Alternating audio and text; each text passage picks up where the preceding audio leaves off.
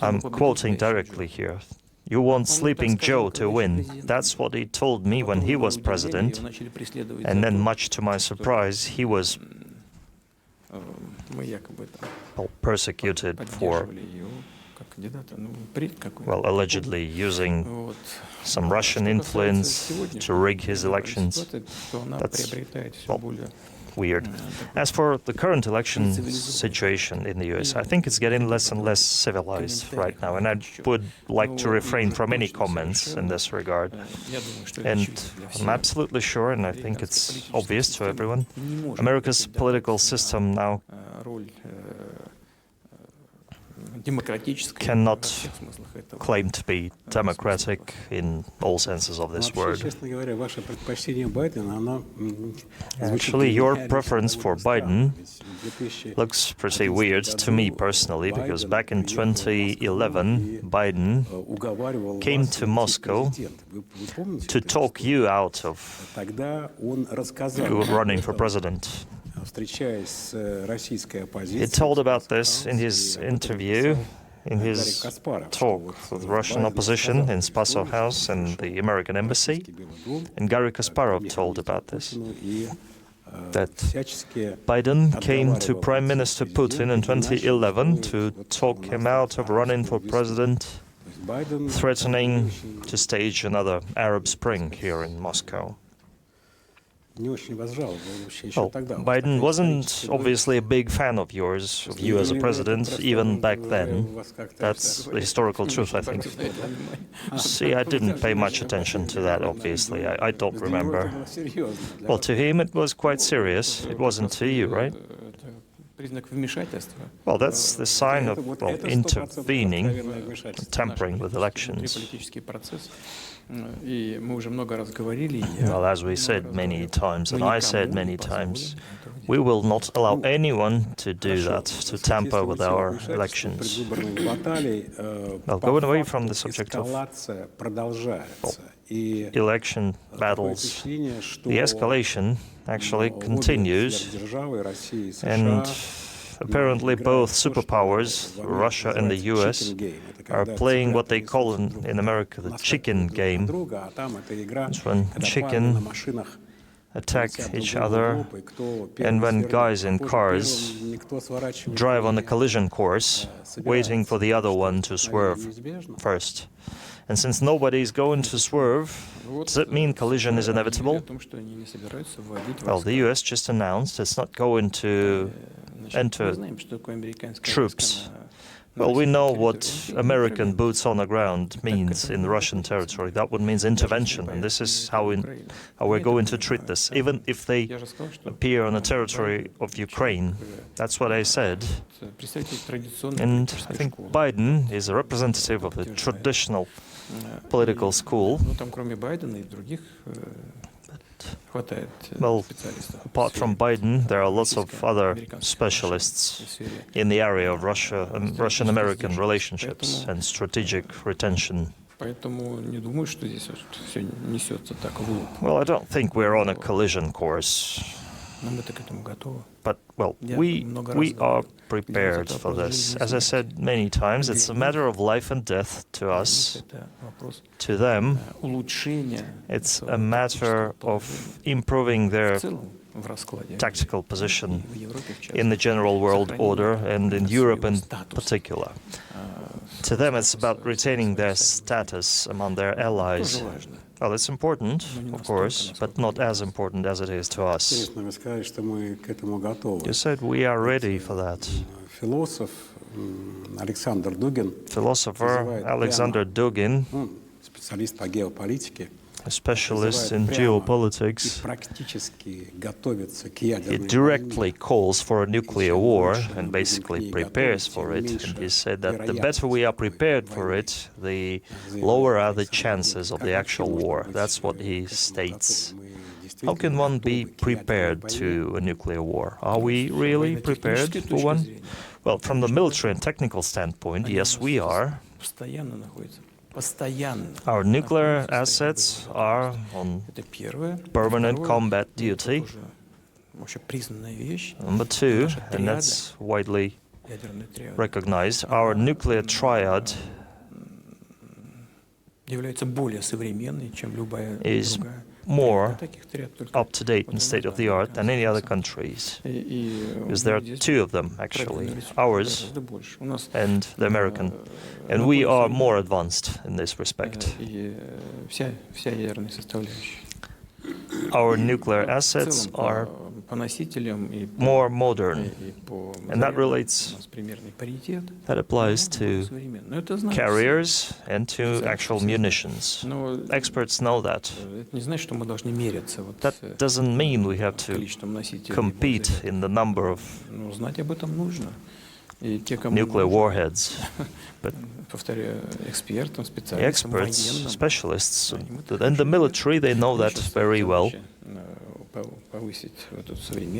America is currently struggling to improve the situation, to turn the table. They are making certain plans. We know about that. So do we. We're also working in this regard. But that doesn't mean that they're ready to unleash a war like tomorrow. But if they are, well, okay. But maybe for the sake of demonstration, Russia should stage nuclear tests. After all, there are no international restraints against that for us. There's a treaty that bans such tests, but unfortunately, the United States has not ratified this treaty. And here, to ensure parity in this regard, we withdrew our ratification as well. And since the treaty was not ratified by the US, it never came into effect. But still, we adhere to those agreements, but we know that the United States is pondering the possibility of conducting such tests. Because when new types of warheads appear, computer tests are not enough. They need to be tested, well, naturally. Certain ideas, such ideas are entertained in certain circles in the United States. We keep an eye on that. We don't know if we need that, but if they conduct such tests, we may do the same. We are always prepared technically for that. And I want it to be very clear. These are not conventional weapons. This is the branch of armed forces that in constant combat readiness. In the tough moments of the last year in the battle lines after Kharkov or Kherson, did it ever occur to you to use tactical nuclear assets? Why? What for?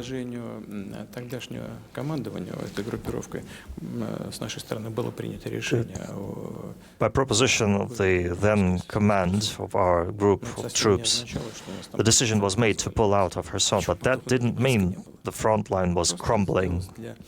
Nothing like that. The decision was made to avoid casualties among personnel. That was the main reason. Because in warfare, when supplying our task group on the right bank of Dnieper was not possible, decision was made to relocate to the left bank. And the correctness of such choice was later affirmed by the actions of the Ukrainian army. Later, they staged a real meat grinder there, just throwing barefooted people there, I mean literally barefooted. They tried to drop ammunitions there using boats and UAVs. What's that? That's slaughter. They were sending them to slaughter. I once asked my chief of general staff, there's nothing classified about this, I asked him, what do you think, who makes those decisions on the other side? There is someone who makes those decisions. They have to realize that they're sending people to die here. He said, yes, they do realize. So who's making the decisions? Why would they do that? It's pointless. Yes, it is pointless from the military standpoint. What's the point then from any standpoint? Well, probably the top leadership has their own political considerations. Maybe they think they have a certain chance to break through our defenses or a chance to get some additional financing due to the fact that they have a foothold on the left bank, that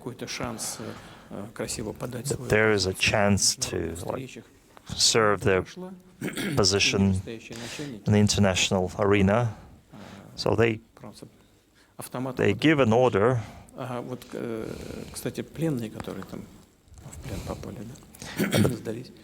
Prisoners of war taken there, they testified that they didn't even know what situation they were going into.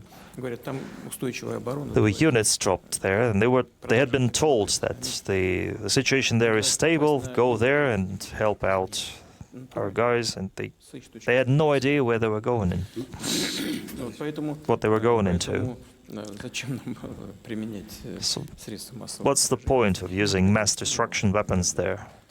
There was never any need for that, so it never occurred to you. No. Why? What for? Weapons are there to be used, and we have our own principles, rules of engagement, and we are ready to use any kind of weapons, including the ones you mentioned, if the existence of the Russian state is at stake, if our sovereignty and independence is at stake. It's all written down in our strategy.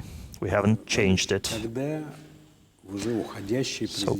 Mr. Putin, when in the end of his term, President Yeltsin suggested that you run for president, your first response was, "I'm not ready." Yes, that's my exact words. You've come a very long way since that time. If you had to write a letter to yourself back then, what would you write?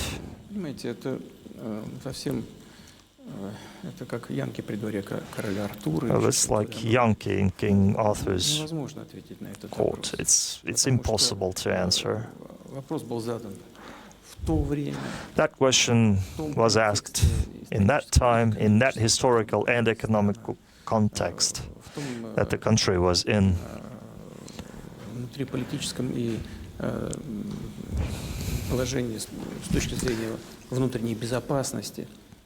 And that political situation, the domestic security situation, that whole context drove me to give the answer that I gave back then. I'm not ready. It wasn't that I was scared, but the sheer scale of the task was enormous, and the problems were snowballing. And I said it sincerely, not because I was scared, but I really thought I wasn't ready to solve those problems, and God forbid I would make things worse. Well, I said it sincerely, and if I got back there, I would repeat the same words, I think. But still, you did take the offer. What was the reason? Well, our conversations with Boris Yeltsin. And what he said, yeah, okay, I understand, we'll get back to it. And we got back to it several times. And in the end, he said, well, I'm an experienced person, I know what I'm doing, I know what I'm offering. He said some other things to me I wouldn't like to be bragging here, but he said some positive things about me, and he later confirmed it. Well, I won't go bragging right now, but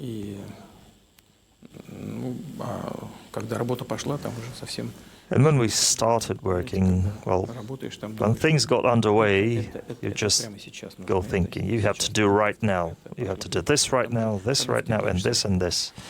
And once you get pulled into it, it's a whole different story. No time to be scared. Well, it's not about being scared even. It's about, well, understanding your capability of dealing with those tasks. You remember what it was 1999, what it was in the economy, in security, in finance, everything, everywhere.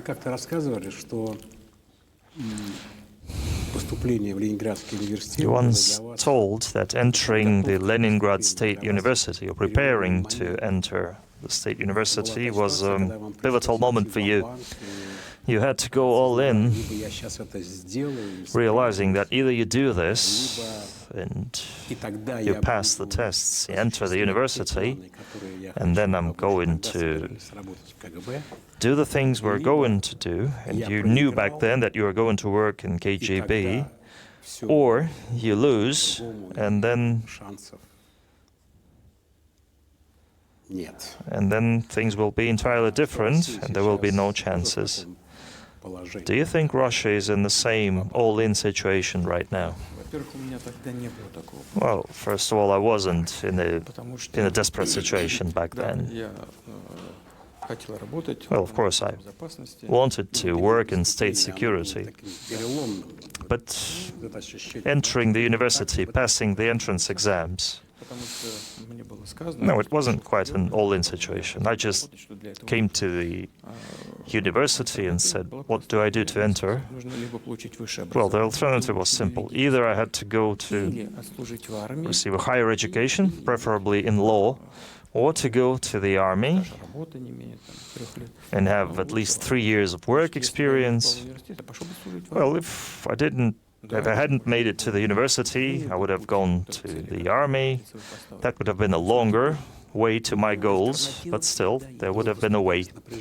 There's always a choice. Well, my high school was all about chemistry and mathematics, and then I went for humanitarian major. So yes, there was a lot to do. I had to learn German language, I had to study German, I had to do history. So is Russia also on the crossroads here? Russia is not on the crossroads.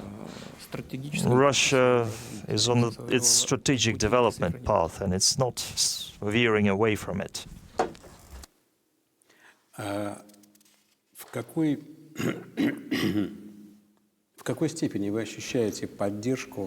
To what extent do you feel the support from the Russian society in its new quality, because there is now this new quality to the Russian society?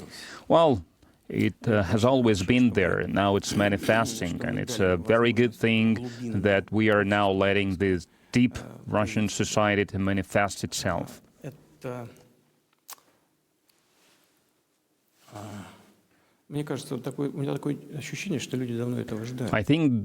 I believe the people were expecting this. So for a common person, ordinary person, to be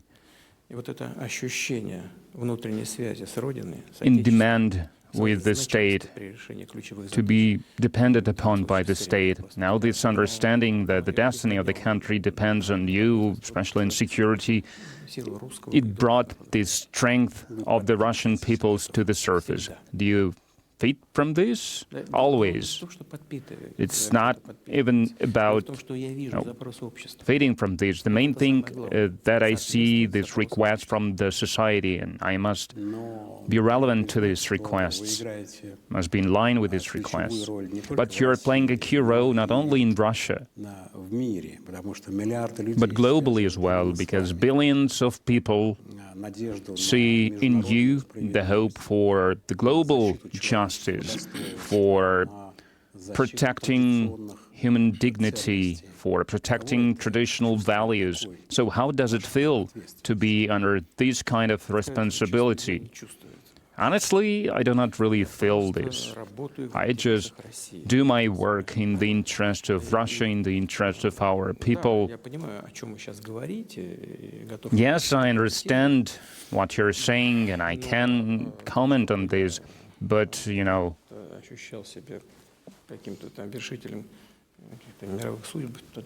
feeling being a master of global destinies, well, I don't feel that. I'm just doing my work, just fulfilling my duty in the face of Russia, to my duty to the people of Russia, to the people who believe Russia to be their homeland. As for the rest of the world,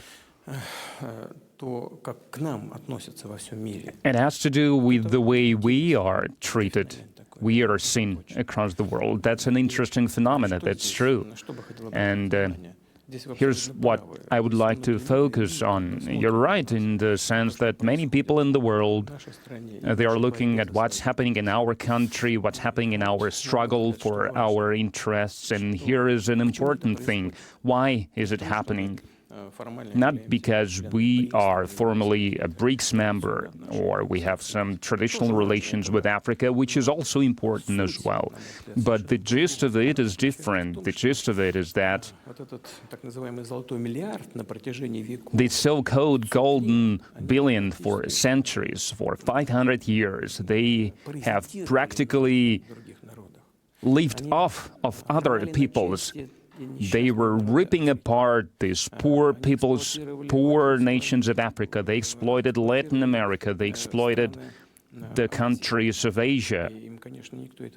And of course, no one forgets this. And I have a feeling that it's not even about the leaders of these countries, even though it is a very important thing, but the common people of these countries. In their heart, they can feel what's happening. They can see our struggle for our independence, for our true sovereignty. And they see this connection with their aspirations to be truly independent, which is exacerbated by the fact that in the Western elites, there is a strong desire to freeze the current unfair state of things in international affairs. For centuries, they've been stuffing their stomachs with human flesh and they've been stuffing their pockets with money, but they must realize that this ball of vampires is about to end. Are you referring to their colonial aspirations, colonial habits? That's what it is. That's true. So you are painting an absolutely fair picture when people see certain hope in Russia. And how has it happened that the Western propaganda, with all its might, with its colossal, humongous resources and interests, it has not managed to isolate Russia, to create this false image, even though they really aspire to create this false image in the eyes of the other people. How has it happened? Well, I said that it is important for the people what they feel with their hearts. They do not even need some pragmatic explanations. Despite all these waves of dirt, Well, in their countries, they are trying to brainwash them, and sometimes they are being efficient in this regard. And sometimes they believe it's in their interest. They do not want to have the biggest country in the world as their neighbor, to have the biggest country population-wise as their neighbor. Well, our population is not that big if you compare it with China or India, but still it is the biggest one in Europe. And now it's also the fifth biggest economy in the world. Why do they need a competition like this? Well, some Americans, experts, suggested that to divide it into 3, 4, 5 parts. They think it would be better for everyone. That's the assumption they come from. They are being blinded, at least some of these Western elites being blinded by their anti-Russian sentiments. They were so happy when they brought us to this line, beyond which we started to stop the war unleashed by the West in Ukraine, starting from 2014 by armed means, when we have started the special military operation. I think they were happy with this because they thought that now is the time when they can deal with us, when they can bring us to an end under this sanctions pressure by unleashing a sanctions war against us, by using Western arms against us. With the hands of Ukrainian nationalists, they will end Russia. That's where these words about dealing a strategic defeat to Russia is coming from. But later they realized that it's unlikely, and then after that they understood that it would be impossible. And instead of strategic defeat, instead of delivering strategic defeat, they are, well, basically helpless, because they thought that the United States, almighty the United States, will help them, and now they are facing this helplessness in the face of the unity of the Russian people, in the face of fundamental pillars of the Russian economic system and its sustainability, and in the face of the growing capabilities of the Russian armed forces. And that's when they started to think, those smarter of them, they started to think that the strategy towards the Russian Federation must be changed. Then they started floating these ideas about resuming the negotiations, finding ways to end this conflict, to see what the real interests of Russia are. These are dangerous people, actually, because the people who think about some basic principles, it's easier to compete with them. You know, in old times in Russia, they used to say, you know, what's happiness for such people? When you're dined, when you're wined, and when you have your nose covered in tobacco. So it's always easier to deal with such people. When you have enough food, when you have enough drink, well, then nose in tobacco is because it was smelling tobacco. Now it's nose covered in cocaine. So it's always easier to deal with these people, and it's always harder to deal with smarter people, because they can influence the society, including our society, and they are going to float all these whims, presenting it as a carrot for us. I've said that when I answered your question about the possibility of the negotiations, but nevertheless, that's why there are now divisions, there are now contradictions inside the Western community. We do not want to split anyone, we do not want to divide anyone, but we will ensure our interests. I have to ask, Mr. President, these attacks on the Belgorod region, on the Kursk region, the military hostilities taking place currently in our regions. So they're being more brazen, more emboldened now. What has caused it? Well, the explanation is simple. It's happening against the backdrop of their setbacks on the line of contact, on the front lines. Not a single goal they have set out for themselves last year. They have not accomplished any of these goals, and more than that, the initiative is in the hands of our armed forces. Everyone knows this, everyone admits this. I do not think it's any revelation for anyone. And against the backdrop of these setbacks, they need to show something, they need to prove something, and mainly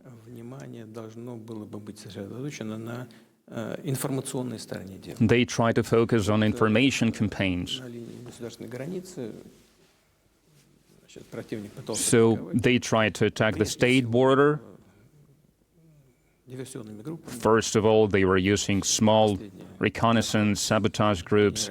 The latest report from the General Staff said that some 300 people, including foreign mercenaries, the losses they suffered more than 200 people, some 230 people.